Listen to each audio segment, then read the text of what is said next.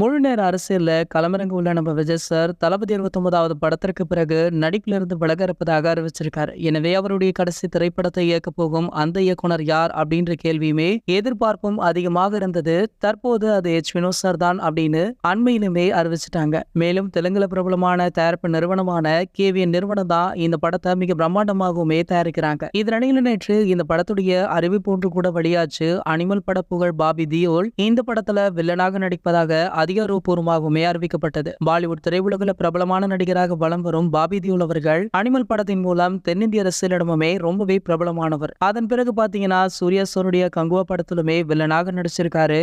அந்த வகையில தற்போது விஜய் சாருடைய 69வது திரைப்படத்திலுமே நடிக்க கமிட்டுமே ஆகியிருக்காரு. இதன் அறிவிப்பு பாத்தீங்கன்னா நேற்று வெளியானதை தொடர்ந்து இன்று இந்த படத்துல இருந்து மற்றொரு அறிவிப்பு ஒன்று வெளியாக இருக்கு. அதாவது இந்த படத்துடைய கதாநாயகியாக பூஜா ஆக்டே அல்லது த்ரிஷா இருக்கலாம் அப்படின்னு ஒரு கணிப்பு இருந்தது. இந்த நிலையில பாத்தீங்கன்னா 2 பேருமே படத்துல இருக்காங்களாம். ஆனால் இன்று பாத்தீங்கன்னா நம்ம த்ரிஷாவுக்கான அறிவிப்பு வெளியாகலாம் அப்படின்ற மாதிரியுமே சொல்லப்படுது. மேலும் 2 பேர்ல யார் ஹீரோயின் அப்படின்ற ஒரு பேச்சுமே போயிட்டு இருக்கு. சோ வெயிட் பண்ணி பார்க்கலாம் படக்குழு தரப்புல இருந்து என்ன தகவல் வெளியாகுது அப்படின்றத. இது போன்று நம்ம தளபதியை பற்றி வெளியாகிற அனைத்து செய்திகளுமே நீங்கள் உடனே தெரிஞ்சுக்க நம்மளுடைய தளபதி 360 அப்படின்ற நம்ம சேனலை சப்ஸ்கிரைப் பண்ணிட்டு பக்கத்துல உள்ள பெல் ஐகானை மறக்காம கிளிக் பண்ணுங்க.